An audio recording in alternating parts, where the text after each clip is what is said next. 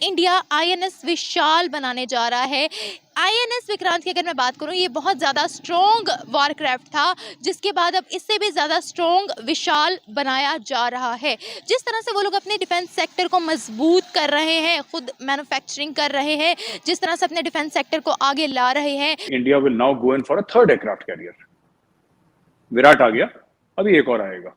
अब मैं ये बात बल्कि इस पे भी बात करना चाहूंगा कि इस वक्त दुनिया के लिए भारत इस वक्त अट्रैक्शन क्यों बना पड़ा है।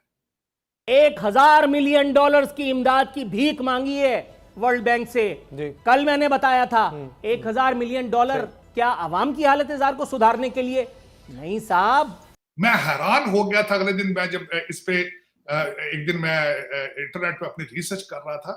चीमा साहब तकरीबन 16 बिलियन डॉलर की अमेरिका ट्रेड करता है उनके साथ, और इस वक्त आप उनको छोड़े, भारत की तकरीबन 13 बिलियन डॉलर की इन्वेस्टमेंट अमेरिका के अंदर है और 70,000 जाबें इंडियंस ने क्रिएट की हैं यहाँ अमेरिका के अंदर। इंडिया इस वक्त इतना खुद मैन्युफैक्चरिंग करना और इतनी नई नई इन्वेंशंस करना कैसे अफोर्ड कर रहा है? क्या फैक्टर्स हैं? लेकिन आरजू जी, ऐसा इंडिया ने कहीं नहीं बोला कि 3 के बाद हम रुक जाएंगे। जय हिंद दोस्तों, very warm welcome to Hindustan special channel. Bharat के हित और चुनौतियां हाल ही के दिनों में विशेष रूप से समुद्र के क्षेत्र में उल्लेखनीय रूप से बढ़ी हैं। आपको पता है दोस्तों, पिछले दिनों मोदी जी ने आईएनएस विक्रांत को नौसेना में कमीशन किया था, और अब यह बड़ी खबर निकलकर सामने आ रही है कि भारत आईएनएस विक्रांत से भी 45% बड़ा एयरक्राफ्ट कैरियर बनाने जा रहा है, और इसकी तैयारियां भी शुरू हो चुकी हैं। पहले ही आईएनएस विक्रांत के कमीशन की खबरों से चीन बौखलाया बैठा है, और अब इससे भी बड़े शिप की तैयारी की खबर सुन चीन और पाकिस्तान के होश उड़े बैठे हैं। दूसरी तरफ पाकिस्तानी मीडिया ने भारत की खुलकर तारीफ की है कि क्यों भारत इस वक्त अट्रैक्शन का केंद्र बना हुआ है। भारत और अमेरिका के बीच होते हुए ट्रेड को देख पाकिस्तान मीडिया हैरान परेशान है, और वो चर्चा कर रहा है कि आखिर क्यों सभी देश भारत के साथ ही ट्रेड करना पसंद कर रहे हैं। अगर मैं बात करूं 2 सितंबर की, 2 सितंबर को इंडिया ने गिफ्ट किया अपनी नेवी को आईएनएस विक्रांत, और तो और आईएनएस विक्रांत के साथ साथ नया फ्लैग नेवी को गिफ्ट किया इंडिया ने। और अगर अब की बात करूं तो इंडिया आईएनएस विशाल बनाने जा रहा है। आईएनएस विक्रांत की अगर मैं बात करूं, ये बहुत ज़्यादा स्ट्रॉन्ग वारक्राफ्ट था, जिसके बाद अब इससे भी ज़्यादा स्ट्रॉन्ग विशाल बनाया जा रहा है। जिस तरह से वो लोग अपने डिफेंस सेक्टर को मजबूत कर रहे हैं, खुद मैन्युफैक्चरिंग कर रहे हैं, जिस तरह से अपने डिफेंस सेक्टर को आगे ला रहे हैं, उस बारे में लोग क्या कहना चाहेंगे। और अगर मैं पाकिस्तान की बात करूं, हमें इस तरह का कोई इनिशिएटिव अभी तक पाकिस्तान में देखने को नहीं मिला कि पाकिस्तान अपनी नेवी को कुछ इस तरह के वारक्राफ्ट्स गिफ्ट करे, या पाकिस्तानी नेवी के लिए कुछ गिफ्ट्स दिए जाएं, या मैन्युफैक्चरिंग की जाए। सर, मुझे अब ये बताएं कि इंडिया इस वक्त इतना खुद मैन्युफैक्चरिंग करना और इतनी नई नई इन्वेंशंस करना कैसे अफोर्ड कर रहा है? क्या फैक्टर्स हैं? मैम, इसकी सीधा सा जवाब है कि Indian economy is a way better as compare to Pakistan. Why?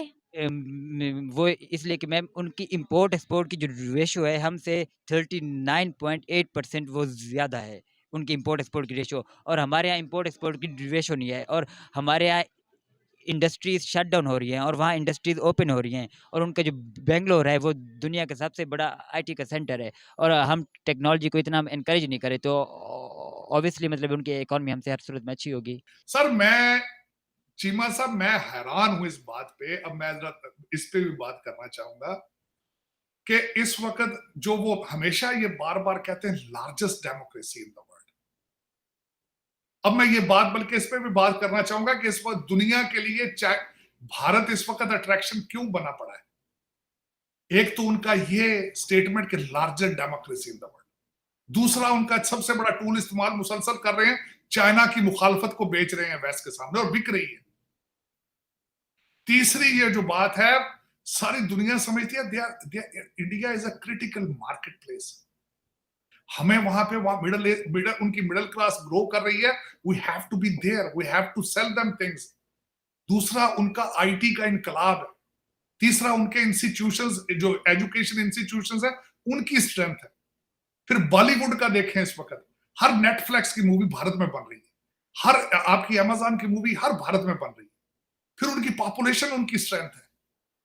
मैं हैरान हो गया था अगले दिन, मैं जब इस पे एक दिन मैं इंटरनेट पे अपनी रिसर्च कर रहा था। चीमा साहब तकरीबन 16 बिलियन डॉलर की अमेरिका ट्रेड करता है उनके साथ, और इस वक्त आप उनको छोड़े, भारत की तकरीबन 13 बिलियन डॉलर की इन्वेस्टमेंट अमेरिका के अंदर है, और 70,000 जाबें इंडियंस ने क्रिएट की हैं यहाँ अमेरिका के अंदर। 2 लाख इंडियन स्टूडेंट इस वक्त अमेरिका में पढ़ रहे हैं, 7.7 बिलियन उनकी ट्यूशन फीस है। अब मैं बांग्लादेश की बात कर रहा हूं, 16.1 बिलियन की भारत की एक्सपोर्ट है बांग्लादेश के अंदर। तो दूसरा, उनका बॉर्डर साथ मिलता है, वो एक दूसरे के साथ। और दूसरा, आप देखें दोनों मुल्कों ने तरक्की कितनी की है। आप मुझे मैं हमेशा ये कहता हूं, खास आप गए होंगे रशिया, तो पुतिन के साथ बैठ के क्या बातें करते हो कि मैं ये फला प्रोडक्ट लेके आऊं, ये ले लें जी, हम एक्सपोर्ट करना चाहते हैं, अच्छा हम आपसे तेल लेना चाहते हैं, अगर आप उधार पे दे दें। तो यही बात हुई होगी कि जो लेने आए हैं वो हमारे पास पैसे नहीं है, देने के लिए हमारे पास कुछ नहीं है।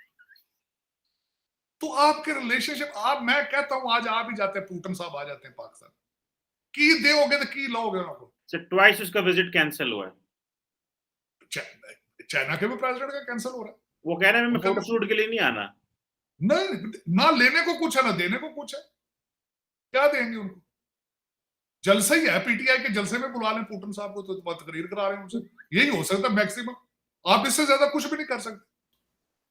और इस वक्त पाकिस्तान के अंदर फ्लड में पैसे देना, इस वक्त आप देखें तो सही, कभी आप नोट करें न्यूयॉर्क आकर या लंदन जाकर, पाकिस्तान का नाम लेकर किसी से पूछे कि आपके ज़हन में पहली चीज क्या आती है, कि मेरी ख्वाहिश है।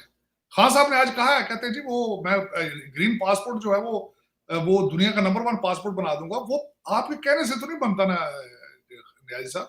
वो कह रहे हैं जब तो पाकिस्तानी जाएगा तो लोग कहेंगे वो देखो पाकिस्तानी आ रहा है। लोग देखते हैं, आजकल भी देख रहे हैं। अगर वो तो आपके कहने के बगैर भी आजकल जहां पाकिस्तानी हो, वो कहते हैं भाई तू लैंड से बाहर निकले, तेरे नाल बखरी गल कर। मेरे पास पाकिस्तानी पासपोर्ट नहीं है, लेकिन मेरी शक्ल पाकिस्तानियों जैसी है, हालांकि पासपोर्ट अमेरिकन है, मुझे एयरलाइन से निकाल लिया जाता है। तो अगर उन्हें कंफर्म हो कि इस बंदे के पास ग्रीन पासपोर्ट है, तो फिर तो आपको वो फौरन निकाल लेते हैं। हाँ साहब, ये तो बिल्कुल आपको इतनी आप दिक्कत ना करें, आप इतना पेट्रोल ना खर्च करें अपने, और इतने ना बिजलियां खर्च करें। आपका जो ग्रीन पासपोर्ट है उसका तो पहले ही बहुत नाम है, बहुत बड़ा नाम है। आपको जहां पाकिस्तानी नजर आता है, चाहे सऊदी अरेबिया हो, जहां हो, वहां रफीक और मस्कीन के अलकाबात देते हैं वो। यहाँ इधर भी जहां खड़ा होता है वो कहते हैं हटे side, hey you mister, you Pakistani, get out of here, come to the lane. वो खान साहब, असल में बात ये है, ये वो क्या है, मिसाल तो बड़ी गंदी है। खान साहब, थोकना पकौड़े ना तड़ो, इसके लिए अमाल चाहिए, इसके लिए कुछ करना पड़ता है। आपके पड़ोस में 10 साल में 11वें नंबर से अगले 5 नंबर पर आ गए। खान साहब उधर देखें मुंह करके।